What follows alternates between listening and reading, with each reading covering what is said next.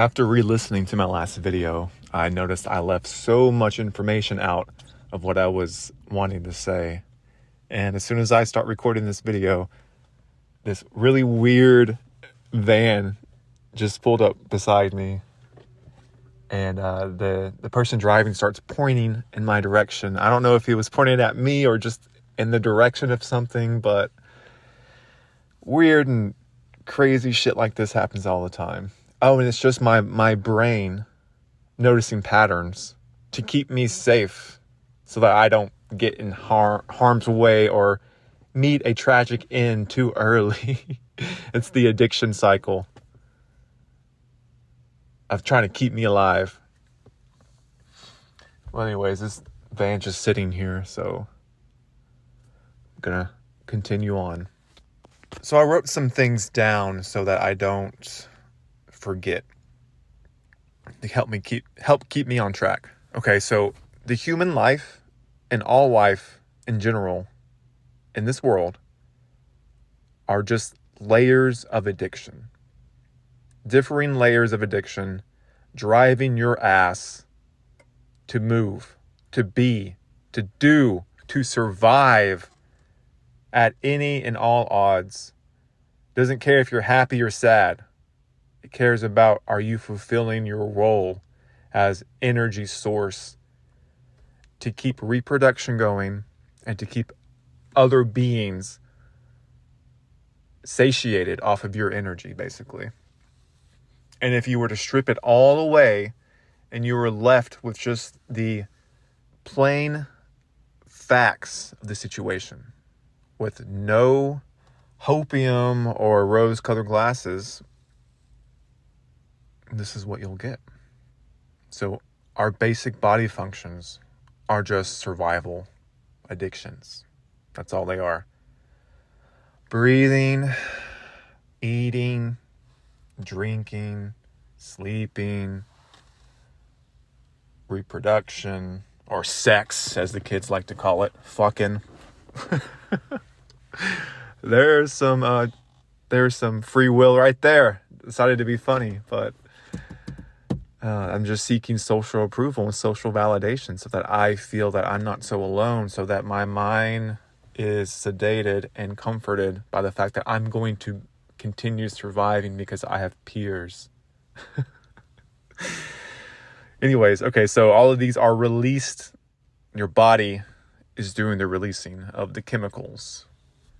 And all of these chemicals are released before your need is met and then after the need is met.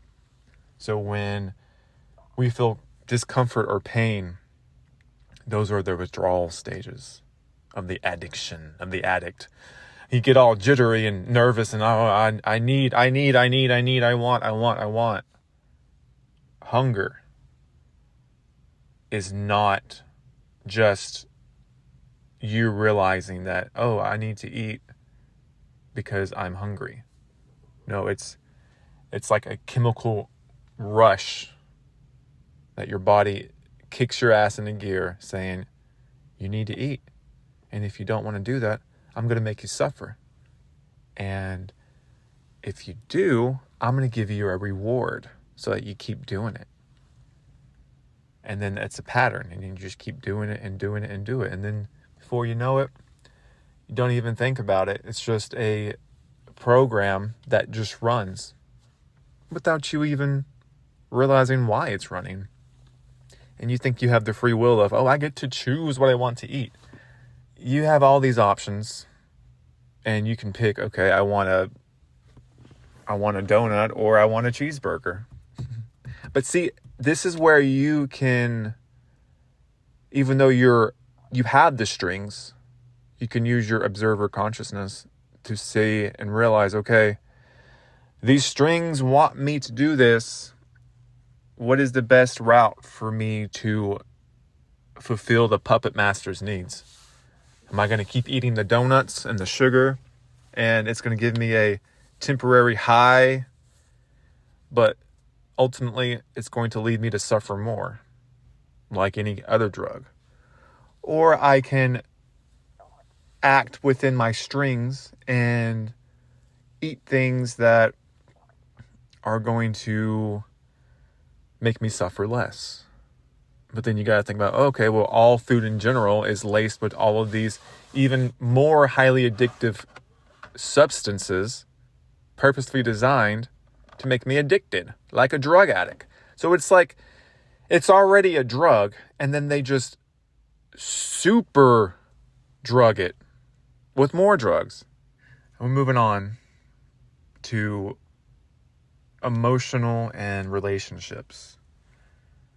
So all of these revolve around social approval and belonging. And these all give you a chemical hit. Even the loneliness and the rejection that you feel is just basically a chemical crash. Your body is making you feel that so that it drives you to seek some sort of connection again. And when we find connection, we think it's meaningful. But really at the basic level, it's just a reward/avoidance loop that any drug addict goes through. Thought addictions. So even me thinking about this, planning the future, worrying about things, fantasizing about how this or that's going to happen, achieving, climbing the ladder, it's all fueled by the reward system in your brain. So if I achieve this goal, I'm going to get a dopamine spike. I'm going to feel good, and then I'm going to crash. And I'm going to want to do it over again. I want more. And if I fail at something or I lose something, I get stress chemicals. And it pushes me to act differently. So even the people that I so-called love and care for, it's rewarding me. The chemicals are rewarding me because it builds safety, and my odds at survival are now increased. They keep this meat machine going. You see what I'm saying? So the basic pattern of all of this is the body demands something, and if you don't give it to it, you are discomforted. You get uneasy. Even if you already have it, it wants more. So it gets your ass to act. You get relief or rewarded. But guess what? It's never enough. It's never enough. It's a drug. It's an addiction. You got to do it again and again and again and again and again, day in and day out. Whether you're eating a hot dog, whether you're kissing your girlfriend, whether you're getting your paycheck, or you're reaching spiritual enlightenment. And just when I said that, my stomach started growling.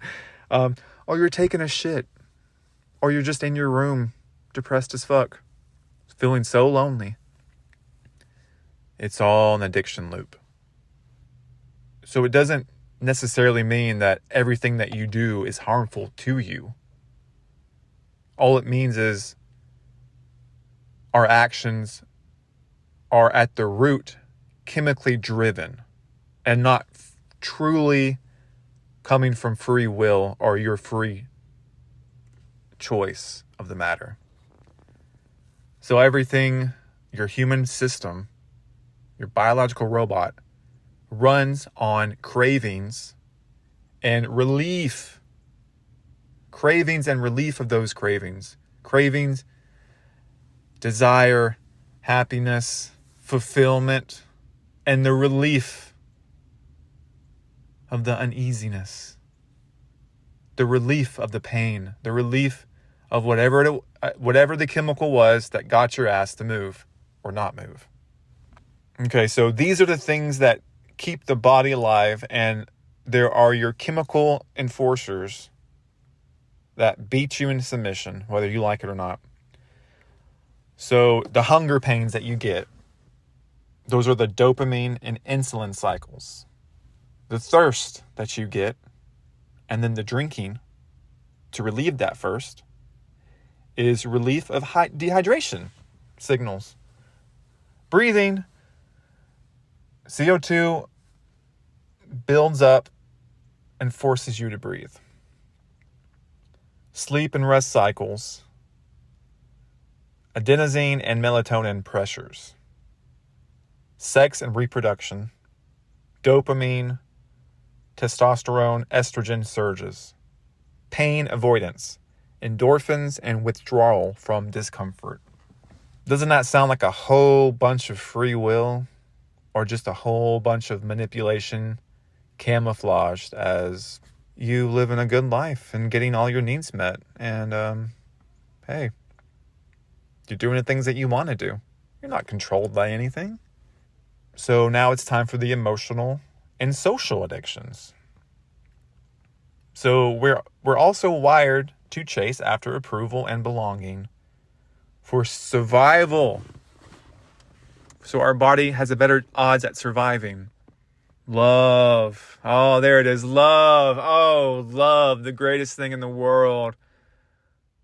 All it is oxytocin and dopamine. Huh? Wait.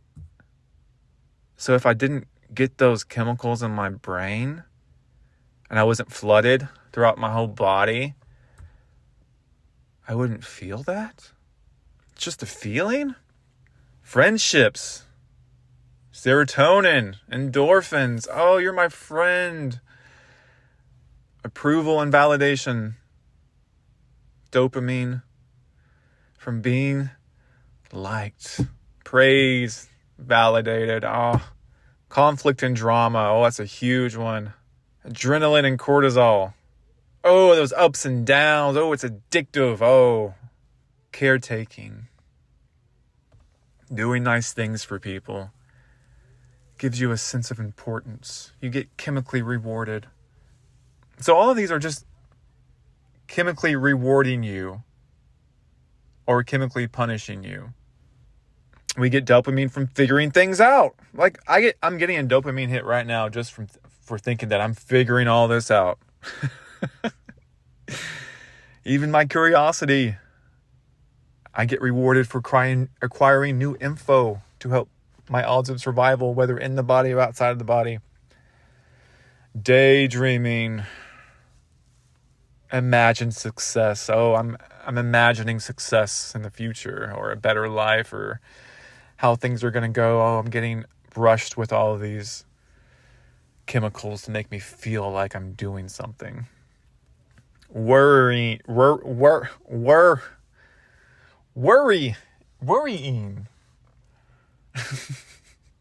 I'm getting rushed with chemicals. Oh, look how stupid you are. Everyone's going to think that you can't even speak English.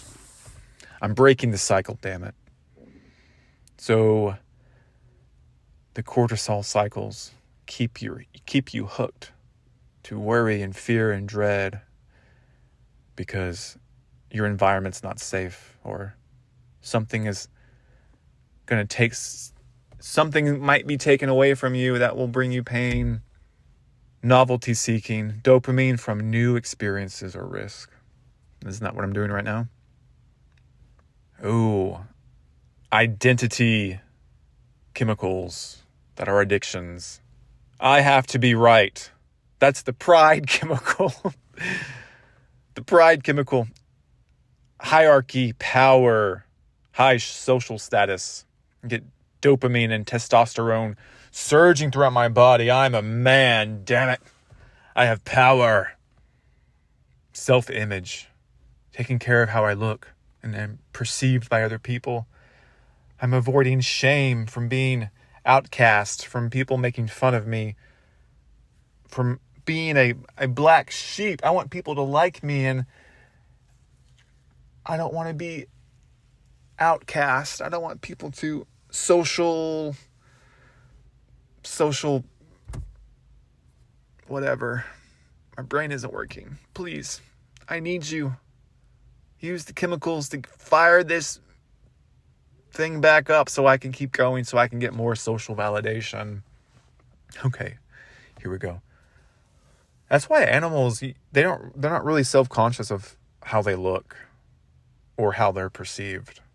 They just are following their programs. They don't have this added self-image. I have to upkeep this self-image. No, only we have that. Oh, chasing the self-improvement addiction. The better me, the dopamine loop of I'm progressing, I'm becoming a better me. Look, I'm getting myself out of this hole and I'm achieving something and I'm getting somewhere. I mean, you just go on and on and on. So basically, almost every action we're doing, from taking a shit to experiencing God or wanting to get closer to God, is all chemically conditioned by design. We mistake the addiction loop for our own free will because we feel the urge. It's coming from us, right? It's originating from us. And then we act on the urge. And then we say, that was my decision. That was my free will. I am willing this into existence. I got to choose that, right? Okay, so your body detects something's wrong, something's missing, something's wanted. It sends you the signal. And then like a good little puppet, you do what you're told to do. And if you don't do what you're told to do, the strings get tighter around your neck. And you start gasping. And then you do it. And then you're like, oh, relief. Oh, thank God. So you get the trigger to act. The discomfort within you rises, gets stronger and stronger. Your body may even start to feel it. It may start to react. Your mind starts to react. You get flooded with all these chemicals. Your body reacts physically. You're just an addict. You're getting jittery. Oh, you got to get your fix. You got to get your fix. Whatever it is, you got to get it. And then you get the compulsion to act.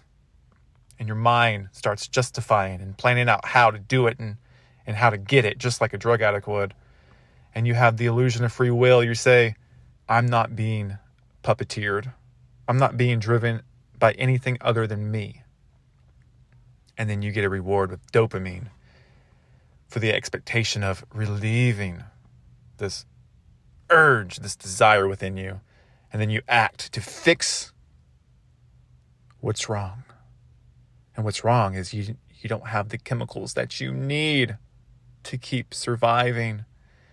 And then you eat, you drink, you seek social validation, you go down another rabbit hole, you justify your existence, you pray and talk to God, you believe in false hopes of you having ultimate free will, and that your destiny is mostly made by you. And then the pressure lifts. I feel better. Until the loop starts all over again. And we start getting these patterns. And our subconscious and our mind logs them. Oh, this worked last time. Let's do it again. This relieved the pain last time. Let's do it again. And then those pathways strengthen. And the craving keeps returning day in and day out, because it knows what buttons to push to get you to act. This whole thing doesn't care about what you want. It doesn't care about truth. It doesn't care about what's best for you. It doesn't care about morality. It doesn't care about justice. It doesn't care about free will. It only cares about you surviving. Basically, you're the boot on the shoe of the survival monster, trekking through the sewer, trekking through the trenches of death and decay and discomfort and misery. And you're taking the brunt of it. And you're thinking, oh, I'm choosing this. I'm freely choosing this. What happens when you refuse to act on these addictions, on this survival noose around your neck? Okay, so there's a alarm phase that your body rushes you with chemicals, and you get physical symptoms and even emotional, mental, all of these things forcing you into submission. Psychological agitation, obsessive mental loops designed to push you back into action. You get an emotional crash.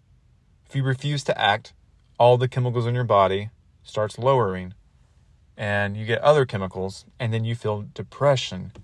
You feel lack of meaning. You feel anhedonia, all this bullshit. That's the punishment for noncompliance. Life is terrible unless you listen to me and follow my orders and do as I say. Then I'll make you happy again. You'll get physical deterioration. You'll become malnourished, dehydrated. Your organs start to stress out. Your body starts to stress out. You get inflammation. Your immunity weakens. Even social isolation leads to cortisol overload. Guess what? That's going to kill you faster. So our biology is programmed to escalate until you give in or you collapse and die. Both of these are not going to be very pleasant for you. If you push long enough, if you ride this thing out long enough, you break down, you give in, you eat, you drink, you go to do some comforts, you reconnect with your old pal, and you chase meaning. Now all of those negative things have been overridden, and you can be happy again for a time. Or you just break down. You burn out.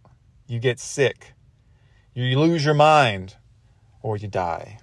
The survival addiction is the most powerful leash that is wrapped around your neck, and you're just a little dog, thinking you're walking here and walking there, but you're being led, and it's backed by a whip of pain and fear. So what you call your choice is just a temporary negotiation with pain, taking the pain away. You're a hostage, chemically, hormonally, emotionally, physically, all of it, until you act, or until you don't act. You can't just detach from these things. You can't just be free of it, because your body doesn't care about philosophy or spirituality or any of this stuff. It only cares about getting your ass back in line.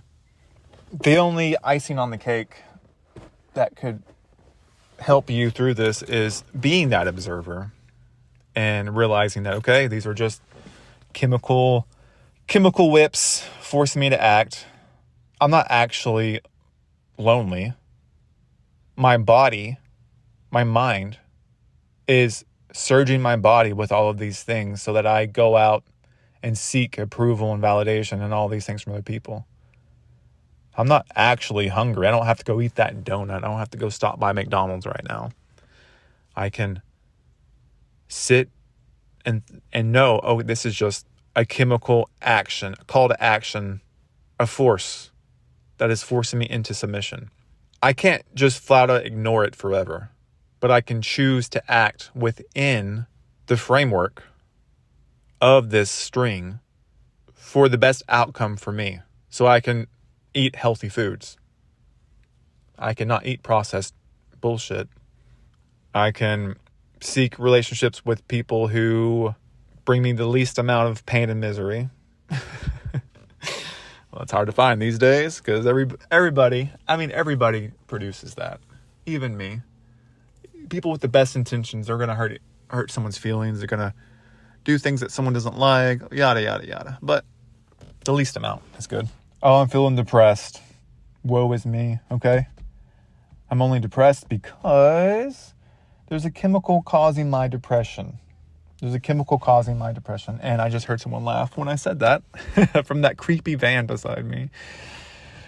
Now I'm distracted. Yeah, so am I really hopeless? Am I really miserable? Am I really depressed? Or is it just because I'm lacking the proper chemicals in my mind?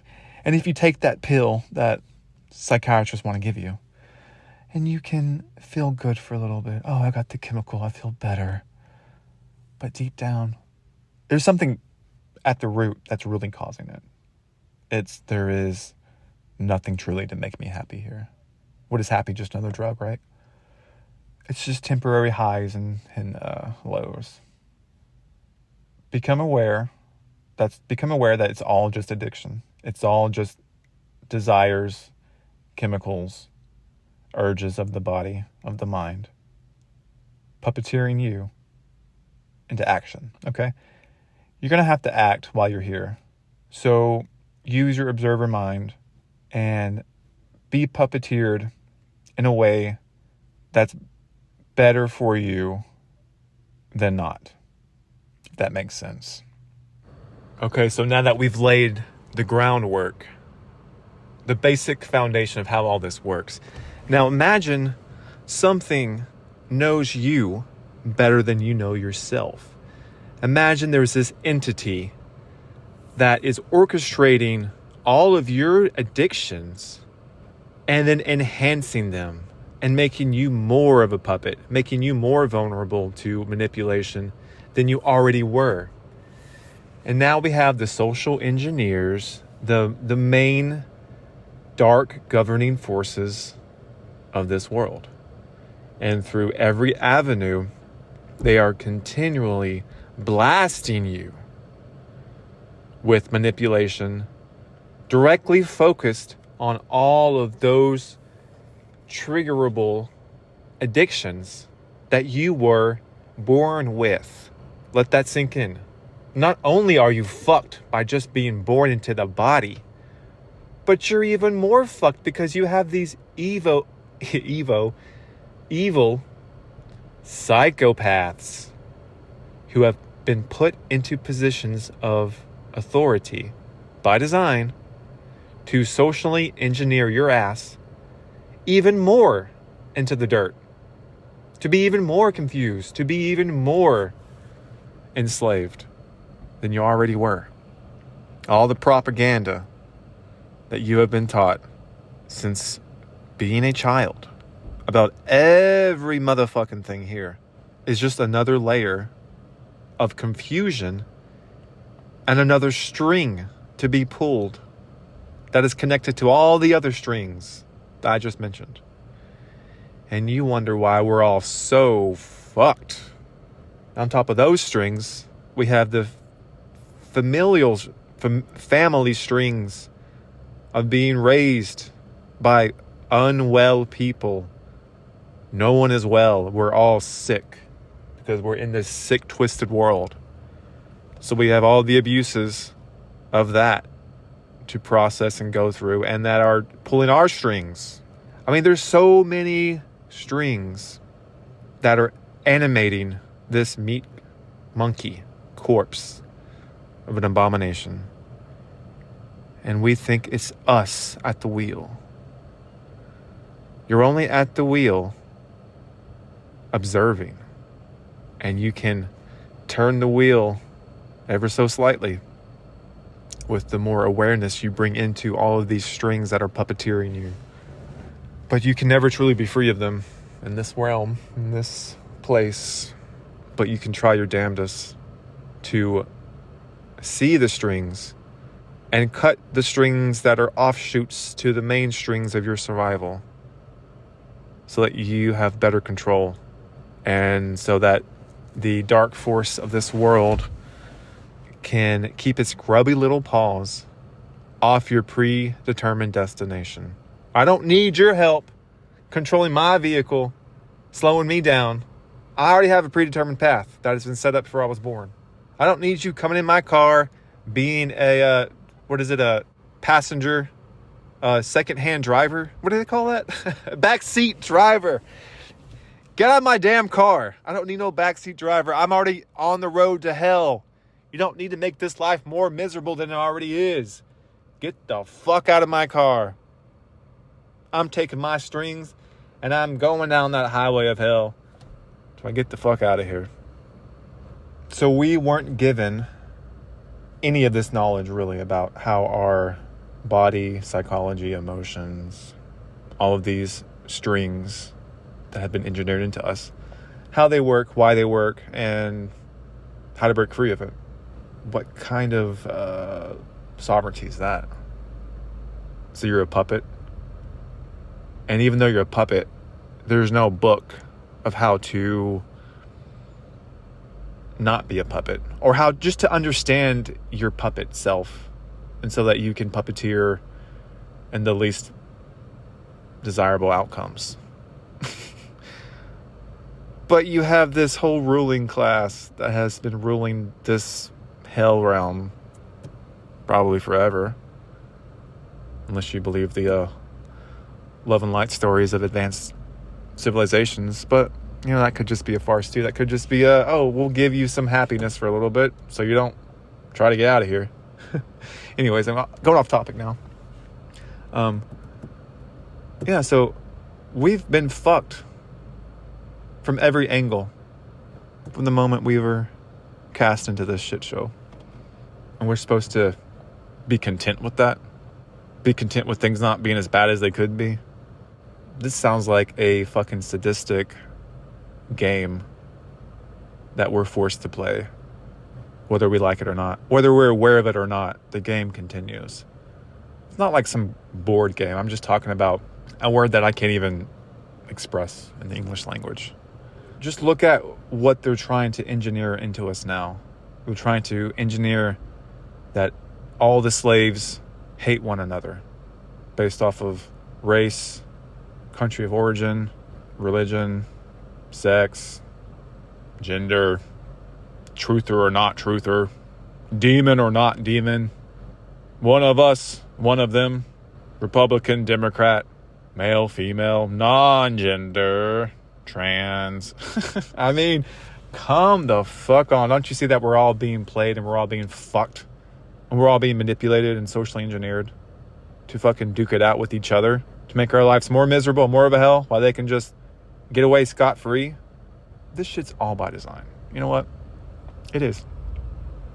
I'm not saying there's not any truth in this reality that, if you do this, your life will be easier. If you do that, your life's going to be worse and you're going to cause chaos and misery to other people in your life. Yeah, that's true. If you're a bad actor, you're causing things around you to suffer, and you're causing lower quality of life to those around you. You need to get your act together. Your strings need to be pulled a little tighter, because no one deserves or needs your bullshit in their life. But at the heart of it, we're all being played and manipulated to focus on this insignificant, minuscule symptoms of the actual problem, of the actual source, the root. What if everyone just woke up and was like, hey, fuck, you got strings attached to you? Yeah, you do too. What the fuck? Why? Oh my God, I'm not even moving my hand right now. Huh? Whoa. Wait a second. Nah, I don't want to do this. I don't want to play this game no more. I want out. Hey, I want out too. Hey, we all want out of this shit show. Why am I fighting you? You didn't cause these strings to be attached to me. Yeah, you didn't either. I mean, you might have pulled on them a little bit, but you didn't put the strings there to begin with. Yeah, what the fuck? Hey, where's this puppet master at? Yeah. All the puppets unite and they get their strings and make one big noose. And they tie it around that motherfucker's neck. And they say, you dance for us now. You dance for us. Hey, it could happen, right? Anyways, okay. Well, I don't want to make this video too long. So, there you go. See the strings. Cut the strings you can. And be aware of the strings you can't cut. And see how they make you move and be and act. And how they make you see the world.